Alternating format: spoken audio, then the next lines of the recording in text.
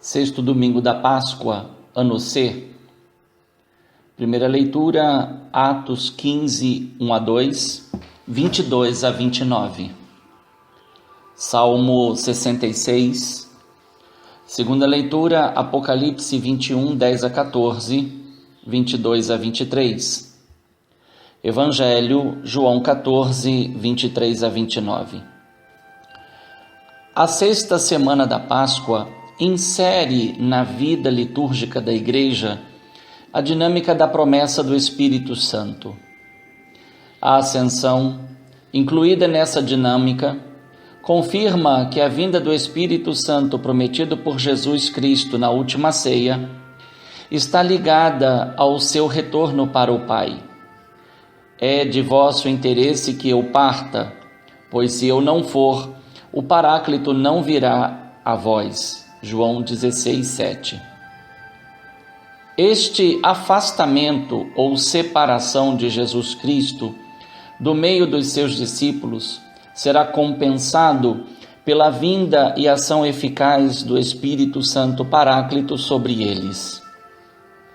Os discípulos vivificados pela força do alto farão uma descoberta sobre a nova modalidade da presença de Jesus Cristo, como a única via que conduz para o Pai, por meio da fé e do amor. Ninguém vem ao Pai senão por mim. João 14, 6. Na primeira leitura, percebemos como a Igreja se empenhou por solucionar um problema que, se fosse transcurado, teria comprometido já no início a sua unidade essencial. A solução buscada e encontrada pelos apóstolos visou manter e solidificar a comunhão entre a comunidade de Antioquia e a comunidade de Jerusalém. A comunhão é a lei mestra de toda a missão apostólica e é a base da sua sinodalidade. Assim, a decisão apostólica por manter o vínculo da unidade colocou em evidência a ação e a docilidade ao Paráclito. Porque decidimos, o Espírito Santo e nós, não vos impor nenhum fardo. Na segunda leitura, continua a visão da liturgia celeste na Nova Jerusalém que desce do alto, símbolo da concretização da era messiânica. Uma descrição da beleza fulgurante desta cidade celestial é feita, mas o centro desta liturgia é o novo templo, que é o próprio Deus e seu Cordeiro imolado. Nesta imagem, concretiza-se o culto em espírito e em verdade, ensinado por Jesus no seu encontro com a mulher samaritana. João 4, 23. No Evangelho, o discurso de Jesus sobre o seu retorno para o Pai inclui, em tom de consolação, a revelação sobre o envio e a missão do Espírito Santo sobre os seus discípulos. O tema do novo mandamento, tratado no quinto domingo da Páscoa, reaparece como fonte de íntima união entre os discípulos e Jesus. Todavia, tudo gravita em torno da exigência do amor dos discípulos para com o Filho. Quem ama o Filho será amado pelo Pai, e este amor manifestar-se-á exatamente no dom do Espírito Santo que faz do ser humano um templo divino. Nós viremos e faremos nele a nossa morada. O amor exigido por Jesus aos seus discípulos não é quiescente diante das exigências injustas. O amor é exigido como prova de fidelidade ao Senhor e aos seus ensinamentos. Todavia, só o Espírito Santo pode revelar a índole e a força deste amor. O que os cristãos de origem judaica começaram a exigir dos cristãos de origem pagã não correspondia à graça de Deus revelada e realizada em Jesus Cristo. Por isso, Paulo e Barnabé, como prova de amor a Deus e aos destinados à salvação, não se calaram diante do fato. Eles, com sua postura, estavam revelando a verdadeira face do amor. Enquanto estamos no mundo, necessitamos de mediação, pois ninguém possui uma relação direta e pessoal com o próprio Deus, senão através da Igreja e dos seus ministros constituídos. A visão da Nova Jerusalém proposta na segunda leitura não fala do homem que sobe até Deus, mas fala da cidade santa que desce do céu de junto de Deus. Ela vem do alto como um dom de Deus para todos os que nela habitarão. Na sua formação, encontra-se a referência aos nomes das 12 tribos de Israel e aos nomes dos 12 apóstolos. É uma cidade edificada, então, pela mediação da revelação do Antigo e do Novo Testamento. O amor exigido por Jesus aos seus discípulos como prova de fidelidade significa conhecimento mútuo do Pai pelo Filho e do Filho pelo Pai. Nesta dinâmica, o amor que Jesus exige dos discípulos revela-se igualmente conhecimento mútuo de Jesus pelos discípulos e dos discípulos por Jesus. Com isso, Jesus responde à dúvida de Judas Tadeu: Senhor, por que te manifestarás a nós e não ao mundo? João 14, 22. Esta manifestação vincula-se à prática do amor graças à presença e à ação do Espírito Santo na vida dos apóstolos. Pentecostes é uma epifania messiânica na vida da Igreja. É o modo que Deus uno e trino vem e totalmente se doa aos apóstolos e por eles para toda a Igreja e pela Igreja ao mundo inteiro. Aquele que rejeita amar Jesus está rejeitando observar sua palavra. Dito de outro modo, rejeitar o amor é rejeitar obedecer a Jesus, que é o obediente por excelência do Pai, porque Ele é o próprio Deus encarnado, divino tabernáculo de Deus entre os seres humanos. O que importa não é a experiência exterior de um templo, mas a união viva de amor dos seres humanos que obedientemente se tornam, no dizer do apóstolo Paulo, templos vivos de Deus. 1 Coríntios 3,16. O conteúdo bíblico-teológico presente nessa liturgia exige que nós e nossos fiéis estejamos bem atentos aos elementos tão sutis que se encontram nas leituras. Para isso, nós, sacerdotes e religiosos, em primeiro lugar, devemos nos esforçar por assimilá-lo com a própria vida, a fim de que possamos tornar este conteúdo acessível aos fiéis, seguindo a pedagogia que Jesus usou para ensinar os seus apóstolos. Jesus mostrou aos apóstolos que o seu messianismo devia ser reconhecido como plena aceitação do seu amor e adesão à vontade do Pai, e que exigia um fiel seguimento.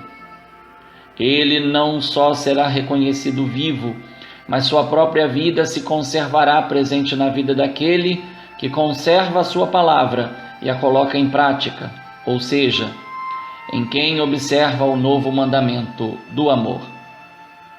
Os problemas que surgirem ao longo do tempo da Igreja, no que diz respeito ao colocar em prática este mandamento do amor, serão discernidos e solucionados na escuta dócil do Espírito Santo. Um claro exemplo é apresentado na primeira leitura, onde os apóstolos se reúnem para deliberar quanto à necessidade ou não da circuncisão dos pagãos para serem admitidos no seio da Igreja. Sim, costumamos chamar isto do primeiro concílio da Igreja. O primeiro concílio que manifesta a sinodalidade da Igreja. A decisão tomada pelas colunas da Igreja é movida pela tutela do Espírito Santo, que não permite a imposição aos homens de nada que Jesus não tenha exigido dos próprios apóstolos. A assistência do Espírito Santo neste sentido é a consolação em ato na vida da Igreja. Ela, enquanto peregrina neste mundo, enfrentará muitos problemas internos e externos. A paz que Jesus transmitiu e deixou para os seus discípulos deve ser salvaguardada através das decisões da Igreja, que é a guardiã da paz. E esta paz é autêntica quando é fruto da docilidade ao Espírito Santo, que ensina e relembra aos apóstolos todas as coisas transmitidas por Jesus Cristo. Por isso, Tiago diz: ficamos sabendo que alguns dos nossos causaram perturbações, com palavras que transtornaram vosso espírito. Isto é, violaram a paz transmitida e tutelada pela Igreja. A certeza desta paz, produzida pela presença do Espírito Santo, que nos faz buscar e colocar em prática o mandamento do amor, é o sinal de que Deus habita em nós. Esta certeza é a preparação durante o tempo da presença e missão do Espírito Santo na Igreja, conduzindo para a parousia definitiva. Aquilo que um dia será a Jerusalém celeste, já teve o seu início aqui na Jerusalém terrestre. Se na Jerusalém celeste, que tem 12 portas, 12 tribos de Israel, símbolo do Antigo Testamento, e 12 alicerces, 12 apóstolos, símbolo do Novo Testamento, um templo não será mais necessário. É porque este templo já existe enquanto habitação divina no ser humano pelo dom do Espírito Santo. É a certeza de que se iniciou aqui na terra o que será o novo céu e a nova terra definitivos. Eis a tenda de Deus com os homens. Ele habitará com eles, eles serão o seu povo, e ele, Deus com eles, será o seu Deus. Apocalipse 21, 3. Um sinal dos tempos nos mostra que o ser humano não se contenta em viver sobre a terra. Ele já tenta encontrar meios para habitar fora dela, nos céus. Esta tendência não poderia ser interpretada de algum modo como um reflexo do que os textos bíblicos nos propõem neste período pascal?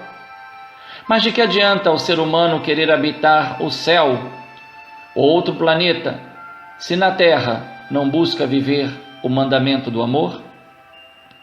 Só estaremos a caminho da verdadeira vida se estivermos caminhando lado a lado com o Espírito Santo e sob a sua unção. Só Ele pode nos conduzir pelas estradas desta vida na terra, rumo a Jerusalém celeste, onde a plenitude da verdade superará todos os limites que nós conhecemos e experimentamos sobre esta terra. A meta última para o ser humano é a vida definitiva no amor, na Jerusalém celeste. Mas este amor é o objetivo diário de quem vive na Jerusalém terrestre, como ensinou e exigiu Jesus dos seus apóstolos e por eles a nós na Igreja. A verdadeira vida consiste em se tornar a habitação templo de Deus.